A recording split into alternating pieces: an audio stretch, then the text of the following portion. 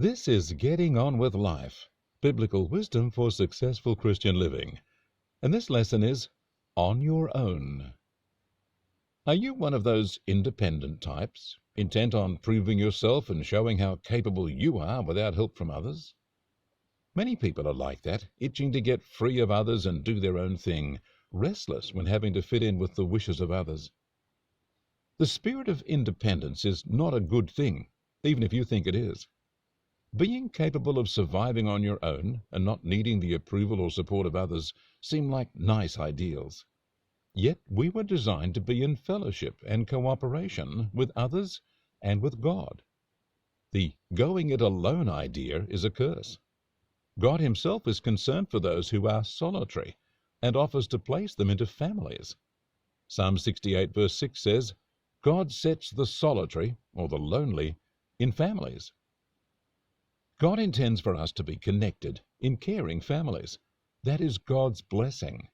So to go it alone is the opposite of being blessed. Some cultures are far more friendly than others. I heard tell of people who learned their friends were coming their way. Their immediate thought was how wonderful it would be to bless those people with hospitality, including a meal and an offer of accommodation. However, others who heard of the travelers were immediately suspicious. Don't offer them accommodation, or they'll be using you.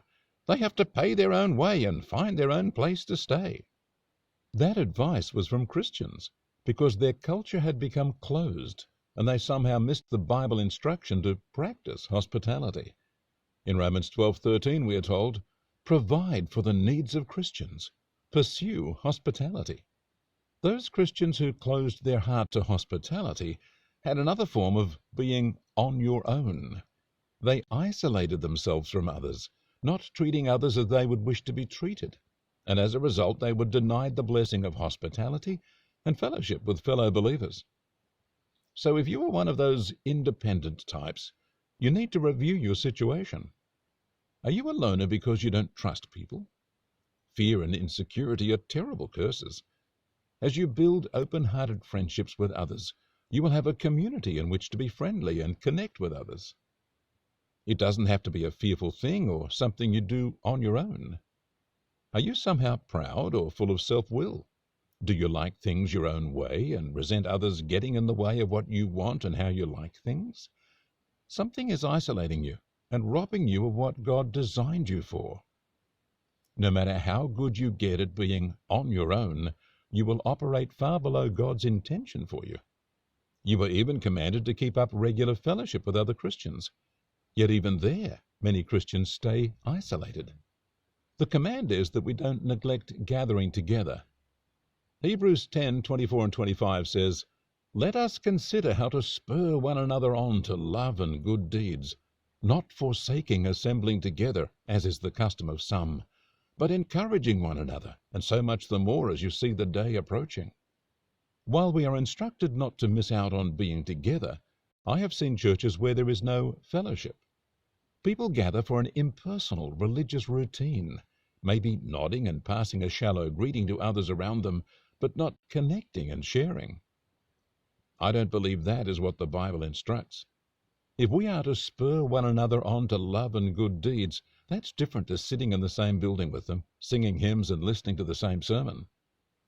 You can be on your own in a crowd, in a church congregation, or while surrounded by others who are connecting well.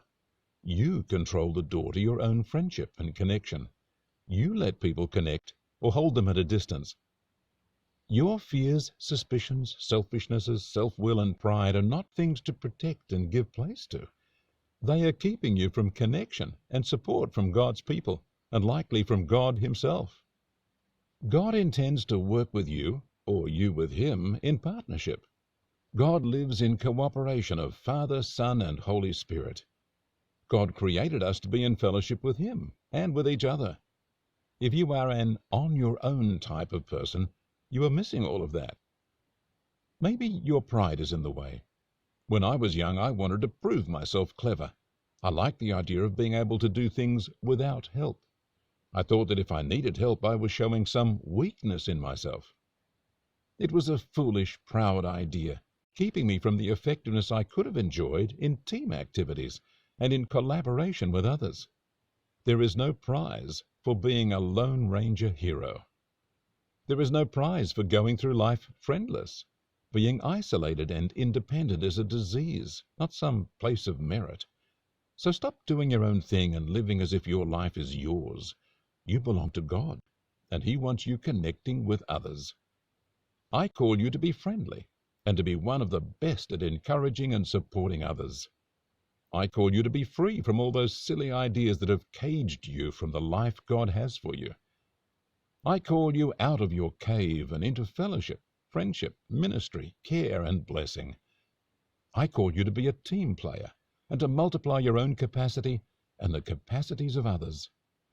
I call you to be a blessing, not a self-serving egoist. I call you to give up all idea of trying to forge a life on your own. God bless you.